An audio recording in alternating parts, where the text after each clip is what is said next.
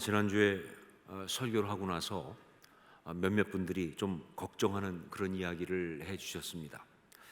그것은 제가 지난주 설교할 때 창세기 3장 이것이 설화이다라고 이야기를 했는데, 그게 혹시 성경 말씀이 전설이나 지어낸 그런 이야기같이 사실이 아닌 그런 말씀이라고 그렇게 오해될까 봐 그래서 걱정을 한 겁니다.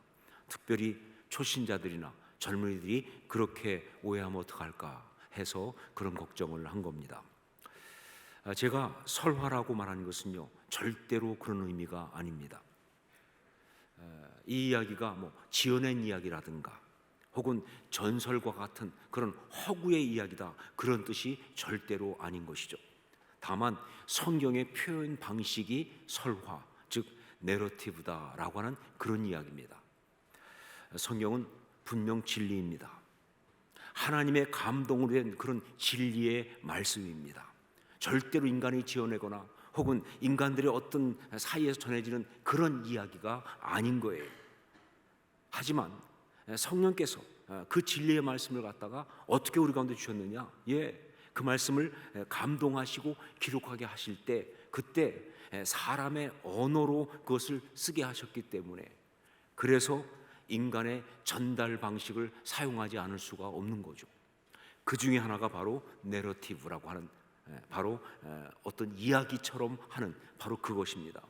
자, 그런데 이 내러티브를 번역할 때 설화 이렇게 얘기하는데, 그런데 설화라고 말하면 이게 뜻이 이야기란 이야기거든요. 그런데 그것 말고도 되게 어떻게 생각하느냐? 그냥 이야기가 아니라 지어낸 이야기, 어떤 그런 허구의 이야기, 그냥 전해 내려오는 어떤 그런 가상의 이야기, 이렇게 이해하기 때문에 이 설화라는 말 대신에 그냥 이야기란 말을 쓰는 것이 더 좋겠다, 그런 생각을 합니다. 이 내러티브란 말, 이 말을 설화로 번역하지 않고 그냥 이야기라고 그렇게 하는 것이 더 좋겠다 하는 생각을 해보는 거죠. 자, 그런데 솔직히 말하면 내러티브를 이야기라고 말해도 정확하지는 않습니다. 사실 이 내러티브라고 하는 신학적 용어는요, 그냥 이야기란 말로도 정확히 번역이 안 되는 좀 어려운 부분이 있어요. 그래서 옮기기가 어렵기 때문에, 번역이 어렵기 때문에 그래서 우리는 그냥 내러티브라고 하려고 합니다. 번역하지 말고 그냥 내러티브라고 그렇게 말하자. 여러분, 성경에는요 내러티브가 정말 많이 나옵니다. 특히 구약은 40%가 내러티브예요.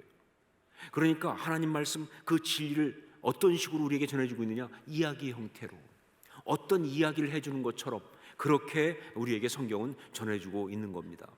자, 그런데 성경에 나오는 이런 내러티브들을 보면요, 세 단계, 즉 세 가지의 차원으로 나눌 수가 있습니다. 첫 번째가 뭐냐? 상위 단계라는 겁니다. 상위 단계, 탑 레벨이라고 하는 것이죠. 상위 단계. 이건 직접적으로 하나님의 섭리와 역사심의 내용을 이야기 형태로 전해주는 거예요. 예를 든다면 창조 이야기, 또 인간의 타락 이야기, 그리고 예수 그리스도의 성육신과 십자가를 통한 구속의 역사 같은 그런 이야기 등등을 말하는 겁니다. 오늘 우리가 다루고 있는 창세기 3장이 바로 이 상위 단계에 해당하는 그런 말씀이다. 자, 그 다음에 두 번째가 뭐냐? 중간 단계, 미로 레벨이라고 하는 것이죠. 중간 단계. 이건 하나님의 선택된 백성 이스라엘 역사를 이야기 스타일로 말해주는 겁니다. 그러니까 하나님의 선택된 백성 이스라엘, 그들의 역사를 가지고 이야기 형태로 말해주는 그런 건데, 그런데 여기서 중요한 게 뭐냐? 이건 단지 이스라엘 민족이라고 하는 그 민족의 역사가 아니에요. 사실은요, 정확히 말하면 그 가운데 있는 하나님의 역사입니다. 그리고 하나님 나라의 역사입니다. 무엇보다 중요한 게 뭐냐? 그 가운데 구속사가 들어가 있다는 거예요. 구속사가. 자, 그 다음에 세 번째가 기초 단계입니다. 기초 단계. 이것은 바룸 레벨이라고 얘기하는 거죠. 기초 단계. 성경에는 정말 많은 사람들의 이야기가 나오고 있어요. 그런데 그 중에는요, 어떤 보면요, 정말 너무 개인적이고 너무 사소해 보이는 그런 이야기도 많습니다. 심지어 어떤 경우 보면요, 그 사람이 이름도 없는 그런 사람인 경우도 있어요. 이름도 없는 어떤 사람의 이야기, 너무 많은 개별적인 이야기가 성경에 나오고 있어요. 성경은 그들의 이야기를 이렇게 전해주는 방식으로 그렇게 우리한테 말해주고 있습니다. 자, 그런데 여기서 한 가지 우리가 꼭 알아야 될 게 뭐냐? 그렇다고 해도 절대로 그 모든 이야기 중에 어떤 것도 쓸데없는 이야기는 없다고 말입니다. 그냥 시시한 이야기는 없다는 거예요. 그냥 있으나 마나한 그런 이야기는 없다는 거예요. 왜냐하면요, 성경 말씀은요 하나도 틀린 것이 없고 그리고 조금도 버릴 것이 없기 때문에 그 모든 이야기가 다 귀한 영적 의미를 가지고 있는 거예요. 자, 이런 세 단계의 내러티브들이 성경에 나오고 있는데, 그런데 그 단계가 어떠하든 간에 결국 모든 내러티브들은 다 뭐냐? 하나님의 이야기입니다. 그것이 상위 단계만 하나님의 이야기고 그리고 어떤 중간 단계나 기초 단계는 아니다, 그게 아니고 그 모든 것이 다 하나님의 이야기예요. 겉으로 드러나기에는요 이스라엘 민족이 나오고 있어요. 겉으로 드러나기에는 어떤 사람의 이야기가 나오고 있습니다. 하지만 성경이 그 이야기를 하고 있다고 한다면 그 이야기의 근저에 흐르고 있는 건 바로 뭐냐? 하나님의 역사하심이에요. 그러니까 성경에 나오는 모든 내러티브들은 다 궁극적으로는 하나님의 이야기이다 하는 것이죠. 자, 그런데 여기서 한 가지 더 우리가 놓치지 않고 봐야 될 것이 있습니다. 그것은 성경에 나오는 모든 내러티브들, 그것이 사탄 마귀의 이야기든 이스라엘 민족의 이야기든 그게 어떤 사람의 이야기든 심지어 그 사람이 이방인이고 그 사람이 악인인 그런 사람의 이야기든 여튼간에 다 하나님의 이야기예요. 하나님의 역사하심의 이야기인데, 그런데 거기서 조금 더 들어가면요 그 모든 이야기는 사실은 하나님의 사랑 이야기라는 거예요. 그냥 하나님의 이야기가 아니라 하나님의 사랑 이야기라는 거예요. 예, 그렇습니다. 성경에 나오는 모든 내러티브는요 궁극적으로 하나님의 사랑하심의 이야기예요. 이게 정말 중요한 포인트입니다. 이것이 바로 성경이 이 모든 말씀을 기록하고 있는 가장 중요한 핵심 포인트예요. 하나님의 사랑 이야기라는 것. 자, 지난주에 제가 여러분에게 숙제를 하나 내드렸습니다. 기억하세요? 숙제를 내드렸어요. 창세기 3장에 두드러지게 나타나고 있는 세 가지 사실 가운데 세 번째 것을 찾아오라고 그렇게 말씀드렸어요. 예, 창세기 3장에는요 세 가지 사실이 나오죠. 첫 번째 사실이 바로 뭐냐? 사탄의 간교함이에요. 이게 쫙 드러나고 있어요. 사탄이 얼마나 간교한지. 그리고 두 번째는 뭐냐? 인간의 한계성입니다. 인간이 얼마나 한계적 존재냐? 인간의 한계성에 대해서. 자, 그리고 세 번째 건 뭡니까? 이걸 제가 숙제를 내드렸죠. 세 번째 것을 찾아라. 세 번째 것은 뭐냐? 그렇습니다. 그건 바로 지금 우리가 말한 하나님의 사랑이에요. 네, 성경에 나오는 모든 내러티브들의 궁극적 이유이고 가장 중요한 진리인 그 하나님의 사랑, 이것이 바로 이 창세기 3장에 나오는 세 번째 중요한 사실이에요. 언뜻 볼 때는 안 보이죠. 왜냐하면요 창세기 3장이 워낙 안타까운 장이거든요. 거기 보면요 그냥 이 뱀의 간교함이, 사탄의 간교함이 너무 처음부터 드러나게 나타나고 있고 말이죠. 그 다음에 또 거기에 넘어가는 인간의 그 어리석음, 그 한계성, 그 안타까움이 진짜 그냥 거기에 넘어가가지고 말이죠 그걸 따먹고 있는, 그러고 있는 어떤 인간의 그 정말 안타까운 이야기가 너무 많이 나오다 보니까 거기에 하나님의 사랑이 어디 있어 싶은 그런 생각이 들 정도예요. 근데 여러분 그렇지 않습니다. 창세기 3장 이걸 잘 보면요, 아니요, 하나님의 사랑이 사실은요 굉장히 강하게 나오고 있어요. 아니, 강하게 나온 정도가 아니라 꽉 차 있어요, 사실은요. 그리고 성경은 바로 그걸 강조하려고 이 창세기 3장을 쓰고 있는 거예요. 그걸 이야기해 주려고 이 창세기 3장에 내러티브를 하고 있는 거예요. 그리고 이것이 바로 에덴 동산을 지켜라 라는 이 말씀의 핵심 메시지가 되는 것이죠. 자, 창세기 3장 이 이야기 가운데 담겨있는 하나님의 사랑, 어떤 것들이 있는지를 함께 보도록 하겠습니다. 첫 번째, 믿고 맡기고 기다리시는 하나님. 믿고 맡기고 기다리시는 하나님. 아담과 하와가 뱀의 유혹을 받고 거기에 넘어가서 선악과를 따먹을 때까지 성경을 보면 하나님은 전혀 개입하지 않습니다. 아담과 하와가 그 뱀의 유혹에 넘어가서 선악과를 따먹을 때까지 하나님은 전혀 개입하지 않았어요. 제가 어릴 때는요, 이게 정말 이해가 안 되고 너무 안타까웠어요. 아니, 그게 얼마나 무서운 일인데 하나님은 그들이 선악과를 따먹기 전에 그때 이놈 그러고 나타나셨어야죠, 그렇죠? 아니면 안 된다, 멈춰라 이렇게 말씀하시든지 말이죠. 아니면 말이죠, 급하면 그 못 먹게 입을 틀어 막으시든지 말이죠. 그런데 왜 하나님은 아무것도 안 하셨는지, 왜 하나님은 아무것도 안 하셨는지, 하나님이 모르실 수는 없는 거 아니에요. 그런데 왜 일이 벌어지기까지 아무것도 안 하셨는지, 그 엄청난 일인데. 자, 그런데 제대로 이 말씀을 알고 보니까 그건 바로 하나님의 사랑이었습니다. 그게 바로 하나님의 사랑이었다.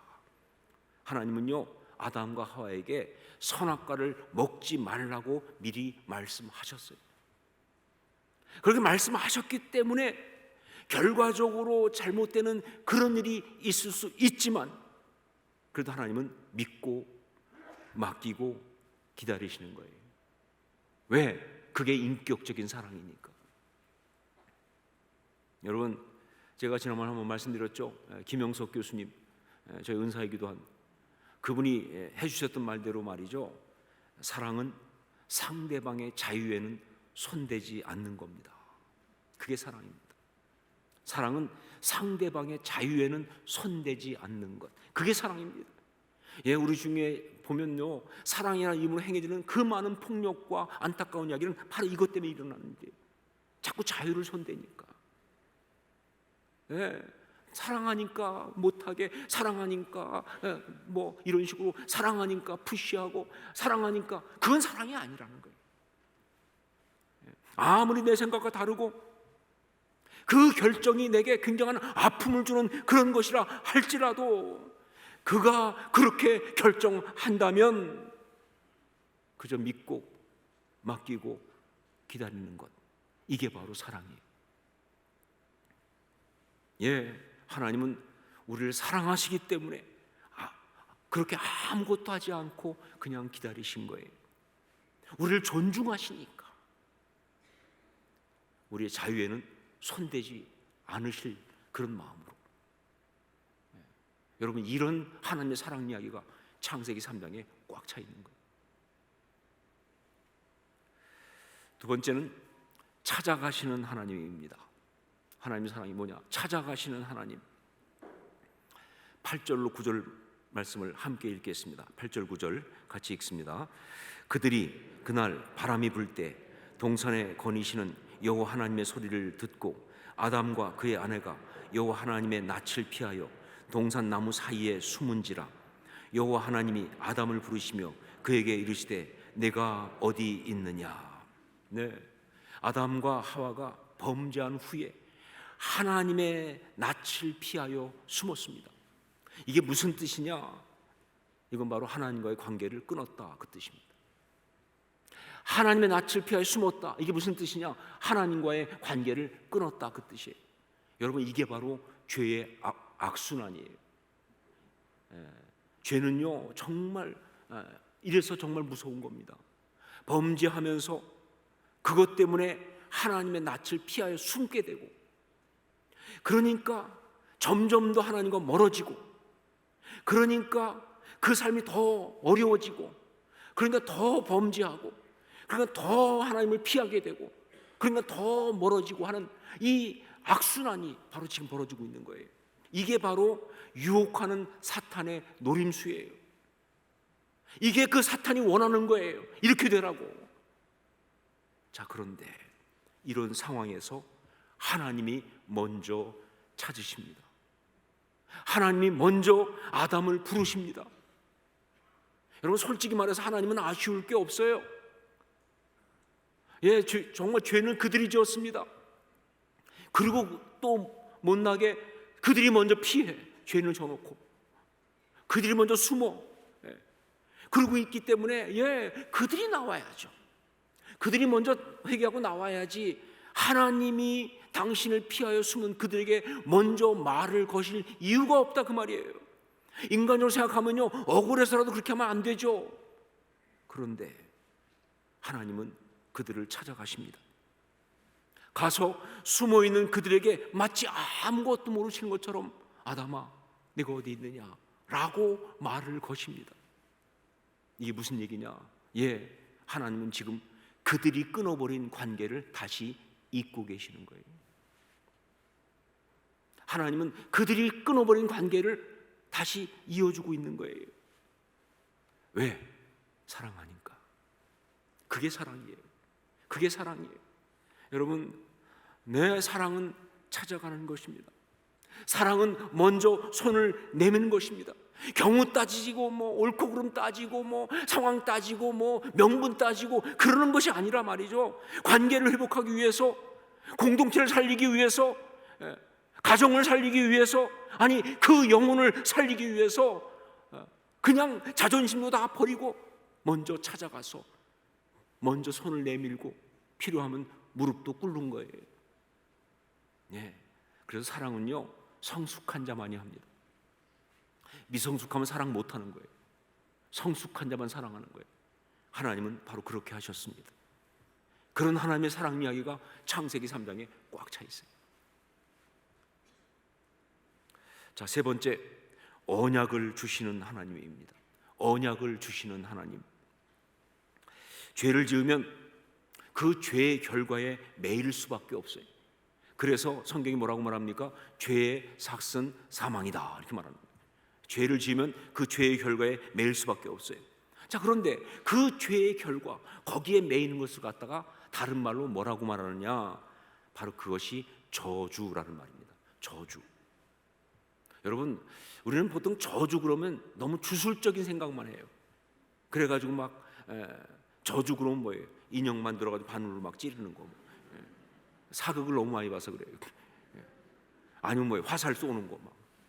아니면 막 말로 막 여기서 막 이렇게 아또 아주 해코지하는 말 막 하면서 막 그렇게 주문 거는 거 뭐 이런 것들만 생각하는데, 여러분, 저주는요 그렇게 주술적인 어떤 그런 부분만이 아니라 저주는 굉장히 폭넓습니다.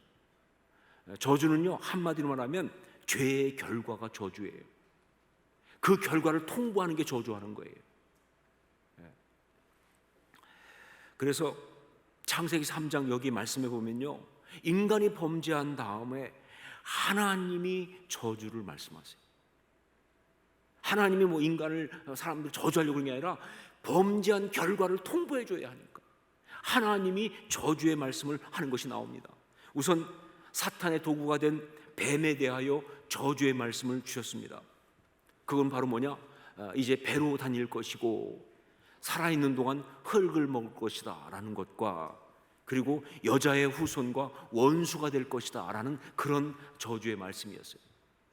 자, 그리고 이어서 여자에게 역시 저주의 말씀을 주시는데, 그건 바로 임신의 고통과 수고를 크게 더할 것이라는 것. 원래 임신하는 건 축복이죠. 그런데 거기에 거기에 어떤 그 고통이 더해진다, 그런 것과, 그리고 남편과의 관계에 있어서 갈등과 어려움이 있을 것이라는 것. 여러분, 혹시 집에서 부부싸움 할 때마다 아셔야 할 게 뭐냐? 이게 굉장히 오래된 이야기라는 걸 아셔야 돼요. 창세기 3장부터 나오는 이야기예요. 너는 남편을 원하나 남편은 너를 다스릴 것이다. 그게 서로 갈등하는 거예요. 서로 헤게모니 싸움하면서 갈등하는 그런 이야기죠. 그것을 죄의 결과로 이야기해 주신 거예요. 자, 그리고 아담에게 역시 저주의 말씀을 주셨는데, 그것은 바로 땅이 저주를 받아서 가시덤불과 엉겅퀴를 내면서 이제 이마에 땀을 흘려야, 수고해야 먹을 수 있다. 노동의 어려움과 고통을 이야기하셨어요. 노동 자체는 축복인데 그 어려움과 고통을, 그렇게 힘들게 살아야 한다는 것을 그렇게 말씀하신 거예요. 자, 그런데 여기서 우리가 봐야 될 게 있어요. 뭐냐? 이 저주라는 말, 이걸 좀 더 깊이 볼 필요가 있는데, 이 저주란 말은요 히브리어로 아라르라는 말입니다. 아라르. 그런데 이 아라르라고 하는 말은요 기본 의미가 뭐냐? 묵다, 제지하다, 그런 뜻이에요. 그런데 묵다 제지하다 이 말로부터 나온 저주라고 할 때 사용되는 정말 중요한 의미는 뭐냐? 그래서 관계가 단절되는 것, 그게 아라르입니다. 그러니까 멀어지도록, 가까이 할 수 없도록, 분리되도록 묶어버리는 거예요. 단절, 제지하는 거예요. 금지시키는 거예요. 울타리를 치는 거예요. 그래서 관계를 끊어버리는 거예요. 그게 바로 아라르예요. 그게 바로 저주입니다.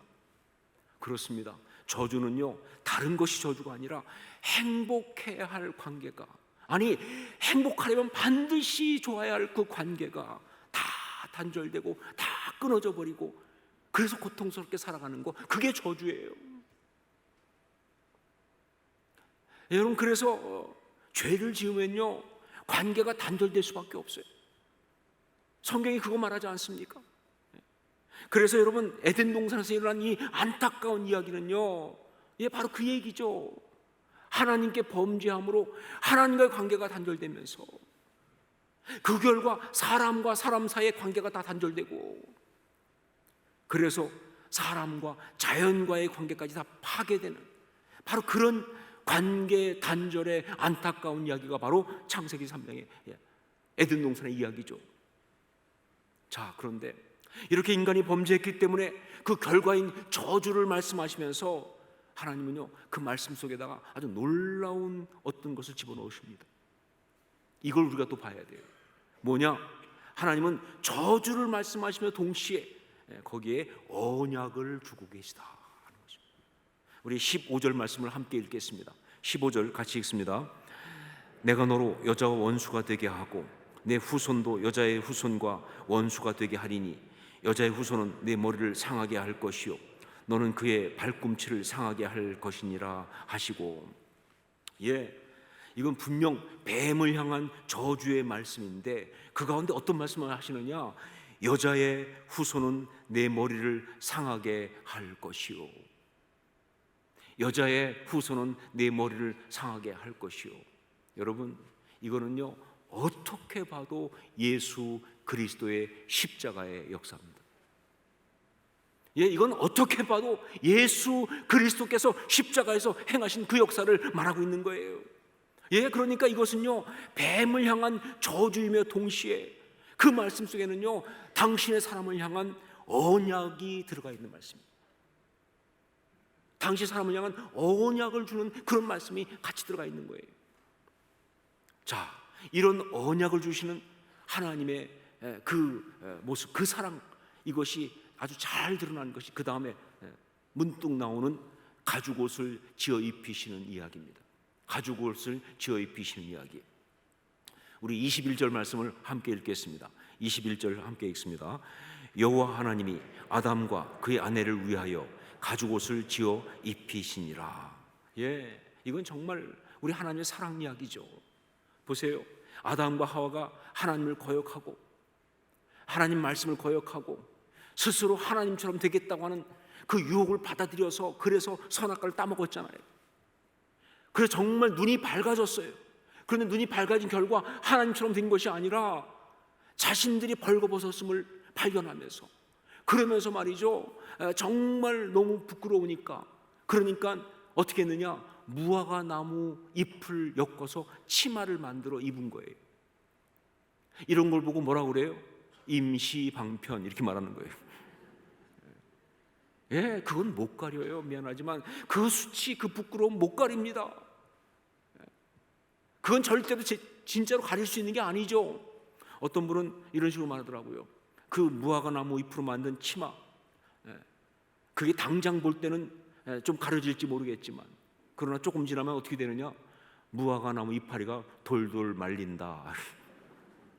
이게 돌돌 말려가지고 그래가지고 가릴 수가 없어요. 근데 더 문제는 뭐냐? 그 다음에 거기서 끝이 아니죠. 조금 더 있으면 이게 다 말라서 부서져 버리는 거예요. 그게 인간들이 스스로 행하는 모든 종류의 자기의 부끄러움을 가리겠다는 행위의 본질이에요. 못 가립니다. 가릴 수 없습니다. 할수록 더 비참해져요. 실패할 수밖에 없어요.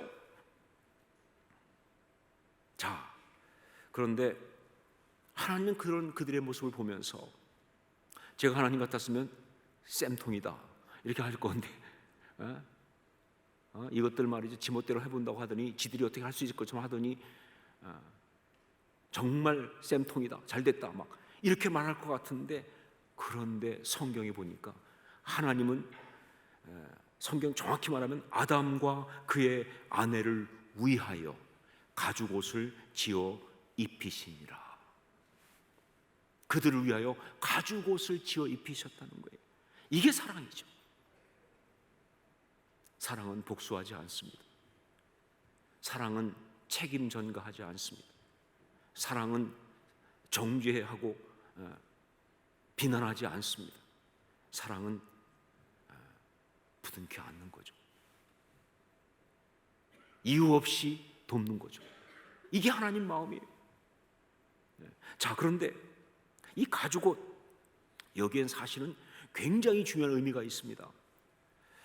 하나님이 가죽옷을 지어 입혔다는 것, 이건요 단지 그냥 무화과 이파리로 만든, 무화과 잎으로 만든 그 치마, 그거 허접한 그 치마하고는 비교가 안 되는 질 좋은 옷을 입혔다는 정도가 아니에요. 우린 종종 생각하기를 무화과 나무 이파리는 그것이 그냥 뭐 이렇게 임시방편 얼마 못 가고 다 날아가는 그런 건데, 가죽옷은 그래도 오래 가잖아요. 그렇죠? 내구성이 뛰어나, 착용감이 뛰어나, 잘 가려져. 그러니까 훨씬 좋은 거야? 물론 맞지요. 하지만 그게 다가 아니라는 거죠. 그게 하나님의 사랑을 얘기하는 게 아니에요. 훨씬 더 기가 막힌 이야기가 들어가 있죠. 많은 성경학자들이 말합니다. 가죽옷은, 그 가죽옷을 만들려면 하나의 생명이 죽어야 한다라고. 가죽옷을 만들려면 하나의 생명이 죽어야 하는 거예요. 하나님은 아담과 하와의 그 부끄러움, 그들이 잘못한 것 때문에 드러난 거지만 그 부끄러움을 가려주시려고 하나의 생명을 죽이고 가죽옷을 만들어서 그들에게 입히셨다. 이건 굉장히 중요한 영적 의미를 가지고 있잖아요. 이거는요 누가 봐도 어떻게 봐도 뭐예요? 예수 그리스도의 십자가의 대속 이야기입니다. 우리 죄를 속하시기 위해서 친히 십자가에 달려 생명을 버리신 그 대속의 이야기죠. 이건요 바로 그 이야기하고 계시는 거예요. 그러니까 그들을 위해 가죽옷을 지어 입히시니라, 이건 언약이에요. 단지 가죽옷만이 아니라 이건 언약을 말씀하신 거예요. 그들을 구원하실 언약을 말씀하신 거예요. 예수 그리스도의 십자가의 그 구속의 그 구원의 언약을 말씀하신 거예요. 여러분, 이거 절대 영예 아닙니다. 무슨 영적으로 너무 심한 해석이 아니냐? 아니, 그렇지 않아요. 성경 말씀에 대한 올바른 해석이에요. 왜냐하면요 성경의 말씀은 다 영적 진리를 담고 있으니까 말이죠. 이게 하나님의 사랑이에요. 하나님의 사랑은요 언약을 주시는 하나님이에요. 창세기 3장, 이 안타까운 이야기는요 사탄의 간교함이 먼저 두드러지게 나오고 있고요, 그리고 또 이어서 인간의 한계성이라는 게 정말 강하게 드러나고 있습니다. 스스로 자기의 한계성을 부정하고 하나님처럼 되겠다고 했다가 결국은 선악과를 따먹고 나서는 오히려 눈이 밝아져가지고 그 부끄러움을 보고 그걸 가리지 못해 몸부림치는 그 어리석음, 그게 한계죠. 사실은요 인간은 그런 존재인 거예요. 그런 게 너무나 잘 드러나고 있어요. 그런데 다시 말하지만 사실 이 창세기 3장에 가장 강하게 드러나고 있는, 창세기 3장을 꽉 채우고 있는, 정말 감동적으로 창세기 3장이 말해주고 있는 진짜는 뭐냐? 하나님의 사랑입니다. 하나님의 사랑. 그 상황 속에서도 당신의 자녀를, 당신의 자녀들의 그 공동체를 아름답게 지켜내시는 하나님의 사랑 이야기. 여러분, 그러니까 우리가 에덴 동산을 지켜라라고 하는 이 말씀을, 이 사명을 감당하기 위해서 붙들어야 될 것은 바로 뭐냐? 하나님의 사랑, 그것입니다. 사탄의 간교함도 알아야 하고 인간의 한계성을 인정하는 것도 중요하지만 무엇보다 하나님의 사랑, 이것을 붙들고 의지하는 것이 바로 에덴 동산을 지키는 그런 것이다. 우리 가정, 하나님의 사랑으로 만들어진 것입니다. 여러분, 이거 잊으시면 안 돼요. 이거 의심하지 마세요. 여기에서 흔들리지 마세요. 여러 가지 어려운 게 많아도요, 예, 우리 가정 하나님의 사랑으로 만들어진 거예요. 예, 그리고 우리 가정 그렇습니다. 하나님의 사랑으로 지켜지는 겁니다. 하나님의 사랑으로 공급되고 하나님의 사랑으로 그 모든 것이 운영되는, 그게 바로 우리 가정입니다. 그렇죠. 하나님의 사랑을 받아서 그걸 서로 공급하면서 그 사랑을 누리면서 우리 가정은 에덴 동산이 되는 것이다. 그리고 그렇게 지키는 거예요. 그리고 하나님의 사랑, 그 언약이 우리 가정의 소망입니다. 하나님의 사랑, 그 언약이 우리 가정의 소망이에요. 예, 살아가다 보면 가정에 어려움이 있을 수 있어요. 정말 절망스러울 수밖에 없는 그런 상황들이 올 수도 있어요. 그러나 여러분, 그 순간에도 기억할 건 뭐냐? 아니요, 우리 가정을 향한 하나님의 약속이 있어요. 언약이 있습니다. 그게 우리 가정의 소망이에요. 그것이 우리 가정을 회복할 수 있는 정말 가장 중요한 포인트예요. 하나님의 언약, 이것이 바로 우리 가정의 소망이고 우리 가정을 온전히 회복하는 그런 역사다. 에덴 동산을 지켜라. 여러분, 이 사명 받은 거 알고 계시죠? 예, 우리 모두가 다 받은 사명입니다. 지금 상황이 어떻든 상관없이 우리 모두가 받은 사명이에요. 에덴 동산을 지켜라. 이 거룩한 사명을, 예, 다른 것이 아니라 하나님의 사랑을 부여잡으면서 온전히 감당하는 저와 여러분 될 수 있기를 주의 이름으로 축원합니다. 기도하겠습니다.